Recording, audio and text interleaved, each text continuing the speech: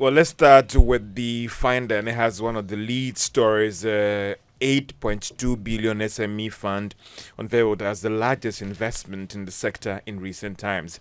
World Bank praises Bank of Ghana's independence and successful policy reforms, and also had another story. Sea erosion threatens a 530 megawatt power plant and other crucial investment, according to Dr. Kisi. Another lead story: Ablakwa's NDC sold parks and gardens land, judges' lands, and other state lands. That's according to the Minister Samuel Abujinapo. And also, Ghana pushes for sustainable finance and housing. That is according to the Minister of Works and Housing, Kujopon Nkrumah, and the Managing Director of Shelter Afrique, who is in town. And then Daily Guide lead story: NDC MPs fight over lithium committee. And also, Nana launches a $8.1 billion SME Go program. Well, that was cities actually. Yeah. Cities, yeah. Yeah, man 27 rapes, woman 62, and also Baumia appointed. Man 26. Man 27 Rapes woman 62.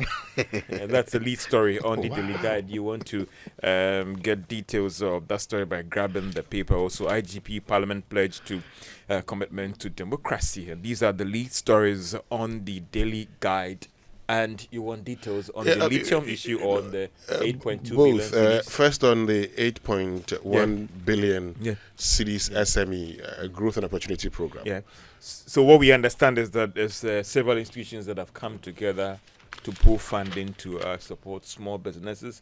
Some seed capital will be given to you if you're identified or be able to go through the vetting to start or support your business. They will also provide some technical assistance as well to these SMEs. They could be getting as much as 300,000 Ghana cedis if you are selected as a beneficiary. And World Bank is on board, African Development Bank is on board, and then other development partners. Locally, I think a development bank is on board, CBG, and also the Ghana Enterprises Agency. All these agencies are coming on board. And government claims that it is the biggest intervention to support small businesses. My concern is that at least it should go to those who actually need the support, and ensure that not those who are connected, and those who will be able to circumvent the process and all the rest. Yeah, I am. You know my challenge. Yeah, I don't get too excited whenever I hear government making available funding. So, which institution is going to be distributing these funds? Yeah. I think that some of the partner banks that are on board are going to help do that as well. Yeah. Good. I prefer banks distributing and not, say, the Ghana Enterprises Agency. But over the years, the agency, per documents, they've been able to show us how they've handled previous funds from KFW and the World Bank. And George, as well. You see, one of our problems in this country is that today, we're talking about how this is unprecedented. But I don't think according to government. Yes, according to government. I don't think about it as being unprecedented. I want to come back later and look at how it impacted businesses and the economy. We live in a country where we talk about the effort instead of the outcome. So in Ghana consistently, we have made the most investment in this sector. It is not we have transformed this sector, but we made the most investment because we put money in. But you are putting money in for a certain outcome. Where is that outcome? Okay, so here, I expect banks to be the ones. So you submit your business plan, and then the banks would look at it. Yeah. And then based on what you need. But even before this, did government do? What sort of analysis did government do? Yeah. And how did they come by how much these SMEs would need? Yeah. What sort of expertise are lacking within the SMEs? Yeah. All of these things. And look, it is expected that every MMDA should be doing analysis of the needs, the business needs of its district. In what you probably may term as a business retention and expansion program, where you look at areas of red flags, things that are inimical to the growth of businesses, and you look at how you can solve them. These are things that the assemblies should be championing. Unfortunately, we will start from the top, but we say the whole essence of decentralization is informational advantage. Because you're closer to the people, you know what their problems are and better understand those problems, and you're better placed to solve those problems. True.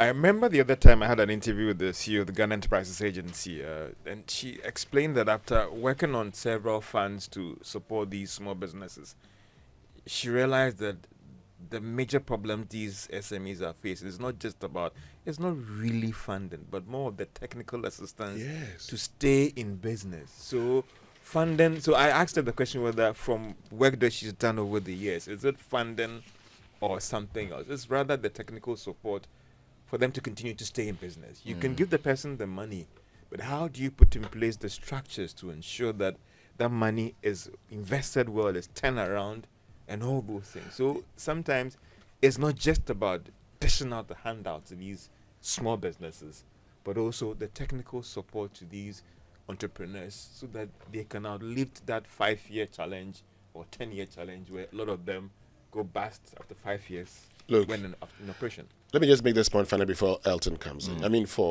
I have a small pig farm. Small pig He's an farm. entrepreneur. Oh no, small pig farm. And Do you need months funding? ago- Do you need money? we'll talk about that later. So we can apply for the 8.2. Months ago, Yeah. we had this feed formula that you had to buy a lot of things. Then somebody was actually experimenting with other feed, and then came back and said, you know what, we can just do this and that. That actually reduced even the cost of feed by some 30%. Yeah.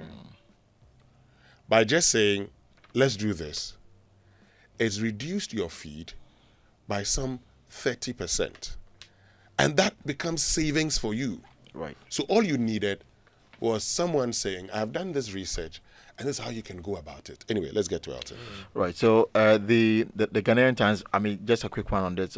I'm hope in this country we've had similar schemes, Several and then schemes in the past. beneficiaries thought it was free money from government, Election and then year, you know, paying back became an issue. I'm just hoping, and this does not also enter into such avenue.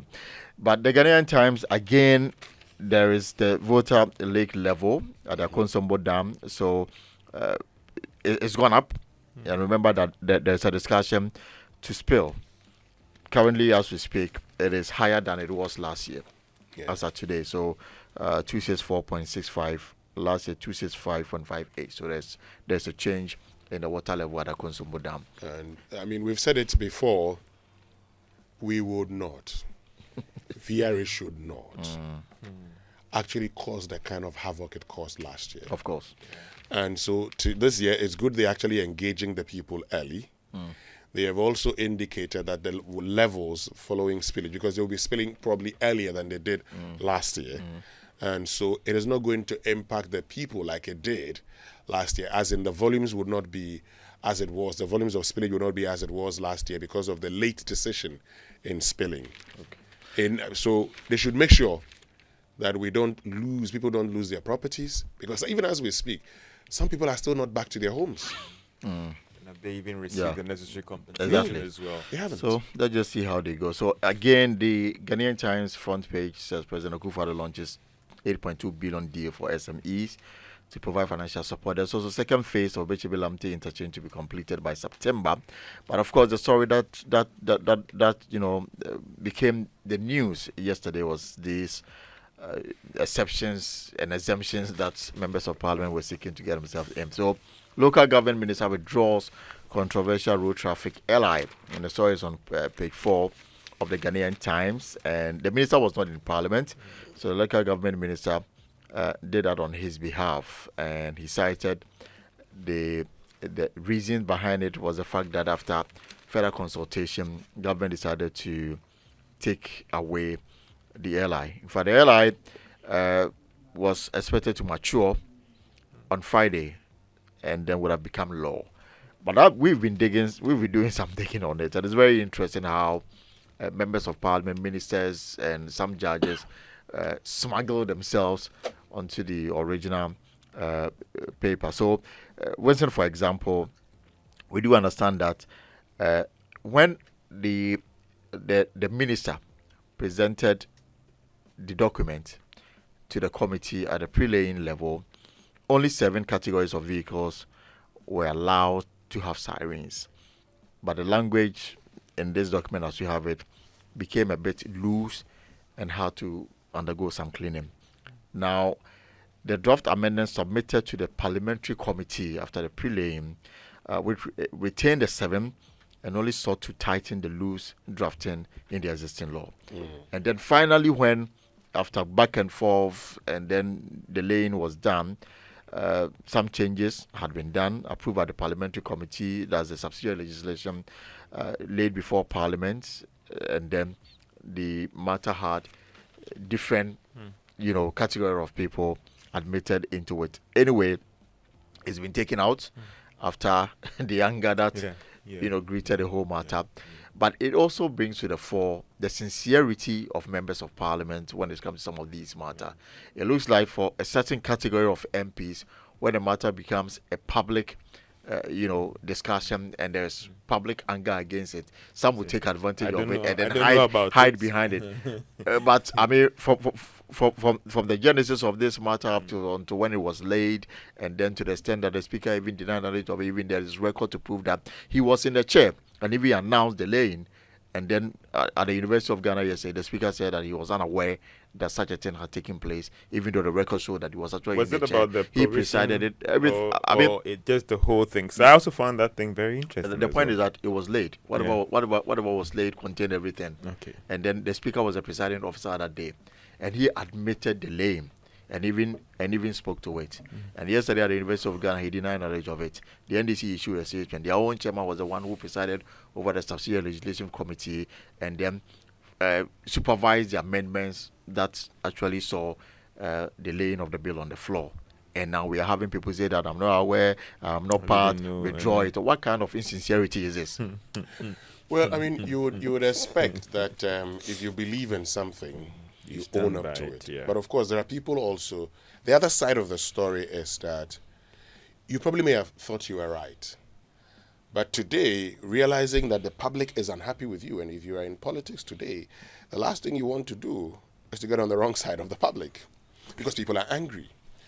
And so what I saw, happening was that the minority, realizing that the people were angry, wanted to be on the side of the people. So they quickly issued a statement.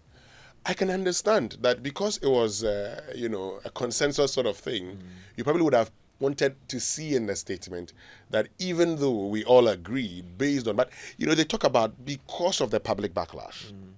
So they make a reference to the backlash and say, due to the backlash, let us withdraw it. Now, that can be interpreted to mean that they actually were in support of it, which is the case. Of course. Because you heard Governor Kwame Agboja during the laying on the 14th of June that, the chairman tells him that the concerns they had been addressed. What were these concerns? Were the concerns that members of parliament have a similar thing? Yes. Maybe. I do not know. But for me, the most important thing is that today, the conversation we're having is that it's been withdrawn. And this is what our members of parliament should know. Read the room.